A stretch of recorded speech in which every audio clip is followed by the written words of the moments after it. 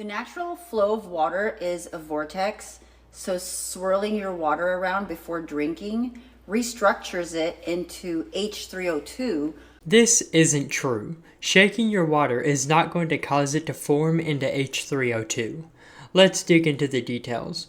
H2O, or dihydrogen monoxide, is a molecule made up of di, meaning 2 hydrogen, and mon, meaning 1 oxygen. This is a stable molecule and follows what is called the octet rule, which is the tendency for atoms to seek out bonds that allow them to have 8 valence electrons, a filled outer shell. Without it, they tend to be far more reactive. Valence electrons run along the outer level of an atom, and when bonds are formed, the electrons are gained, lost, or shared. For our case, oxygen has 6 valence electrons and hydrogen has 1 valence electron. This bond has 2 hydrogen and 1 oxygen, so that adds up to 8 total valence electrons. When you have a bunch of H2O molecules in a liquid state, you also get what are called hydrogen bonds, which is the connection of water molecules to one another. In this state, these are very fragile bonds and reform and break constantly. The takeaway is that a bunch of H2O molecules and their constantly breaking and reforming hydrogen bonds are not going to stabilize into H3O2 because it would be unstable, and that doesn't even address where the extra hydrogen and oxygen come from,